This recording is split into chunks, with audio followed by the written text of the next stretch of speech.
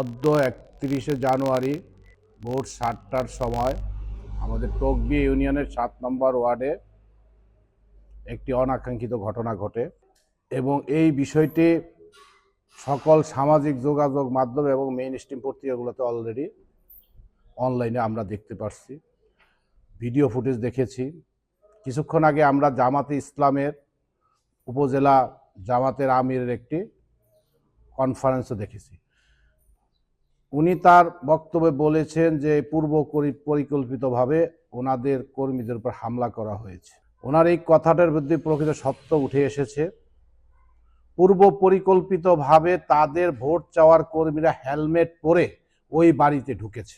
তাদের কর্মীদের সকলের মাথায় আপনি দেখবেন হেলমেট পরা আছে। হেলমেট বাহিনী ছিল একসময় ছাত্রলীগ।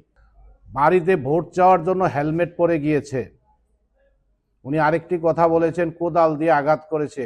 আপনারা দেখবেন ওই যে গরুর খাবারের জন্য কুড়ে আছে ওখানে পাশে, এবং পাশেই গরুর খামার, সেখানে গরুর গোবর পরিষ্কার করতেছিল ওই আইয়ুব আলী ভদ্রলোক। তার উপরে আক্রমণ করেছে লাঠিসোঁটা দিয়ে, সেটাও দৃশ্যমান। এখন মব সৃষ্টিকারী একটি দল নির্বাচনের পরিবেশ বিনষ্ট করার জন্য বারবার এই কাজগুলো করতেছে বুরহানুদ্দিন দৌলতখায়।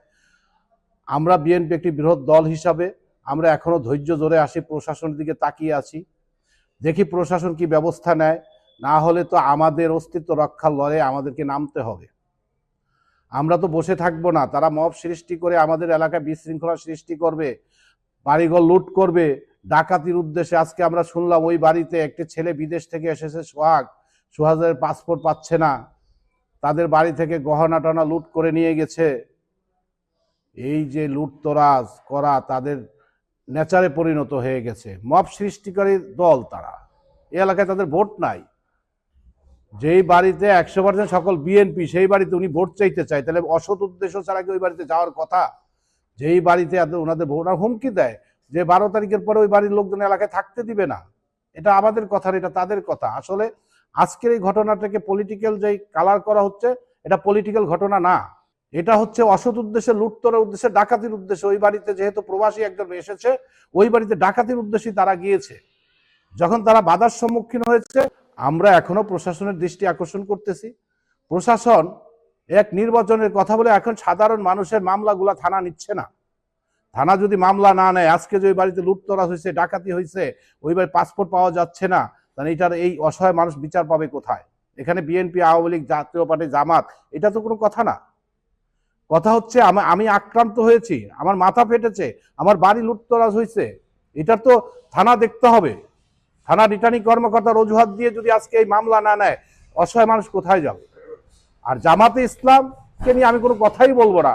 ওনারা যে কোনো কথা প্রেস কনফারেন্সে বলে যে অপরপক্ষ অসত্য কথা বলেছে। আরে ভাই, আমরা তো অসত্য কথা বলেছি, আর আপনি তো মুনাফিকি কথা বলতেছেন।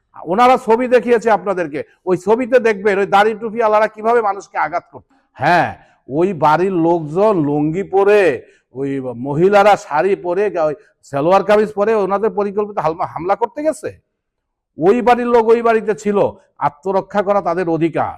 বাড়ি লুটতরাজ করছে, ডাকাত দল গেছে, ডাকাত দলকে তারা প্রতিহত করবে না? এই ডাকাত দল প্রশাসনের সহযোগিতায় আবার জঙ্গি মিছিল করছে। প্রশাসন তাদের সামনে তাদের জঙ্গি মিছিল করছে, তাদেরকে একজনকে প্রশাসন গ্রেপ্তার করে নাই। আমরা প্রশাসনের এই ভূমিকায় আজকে আমরা মনে করতেছি প্রশাসন মনে হয় হ্যাঁ কারো সহযোগিতার জন্য তারা হাত বাড়িয়ে দিয়েছে। কিভাবে একটি বাড়িতে লুটতরাজ করার পরে, মহিলাদের সাক্ষাৎকার নেওয়ার পরে, রক্ত দেখার পরও ওই বাহিনী কিভাবে আবার তাদের সামনে জঙ্গি মিছিল করে? এই প্রশ্ন আপনাদের মাধ্যমে সারা বাংলাদেশে, সারা পৃথিবীর মানুষের কাছে। নির্বাচনের পরিবেশ কিন্তু দিন দিন জামাত ইসলাম নষ্ট করতেছে। কারণ মব সৃষ্টি করে তারা ভোটারদেরকে আতঙ্কিত করতে চায়। তারা ভোটারবিহীন একটি নির্বাচন চায়। কারণ আজকে তাদের সাথে আমরা সিমিলারিটি পাইলাম ছাত্রলীগ, ওই আওয়ামী লীগের। আমরা ২৪-এর ভোট দেখেছি, ভোটার ছাড়া তারা এমপি হয়েছে। আজকে জামাত ইসলাম ভোটারবিহীন এমপি হতে চায়। এই জন্য তারা হেলমেট দিয়ে মানুষের বাড়িয়ে বাড়িয়ে যে আতঙ্ক সৃষ্টি করতেছে। তাদের বক্তব্য তো ক্লিয়ার যে ওই বাড়িতে ১০০% সব বিএনপির কর্মী। হ্যাঁ, এই বুরহানুদ্দিন দৌলত খানে ৯০% বিএনপির নেতা কর্মী এবং বিএনপির সমর্থক। একথা নিঃসন্দেহে, তাদের কথাই আমি স্বীকার করি। তাইলে তারা আমাদের এখানে কেন অরাজকতা সৃষ্টি করবে? তাদের অসৎ উদ্দেশ্য রয়েছে। আমরা প্রশাসনের ভূমিকা নিয়ে কিন্তু এখন সন্ধিয়ান। তারা স্কুল কলেজের মাস্টাররা আজকে প্রচারণায় নামতেছে, স্কুলে যাওয়ার রাইখা তারা সকাল 7টা থেকে প্রচারণায় নামে, তারা সরকারি বেতন পায়, তারা আবার প্রচারণায় নামে। আমরা যখন তাদের কাছে সহযোগিতা চাই, তারা আইনের বিভিন্ন ফাঁক ফোকর দেখায়।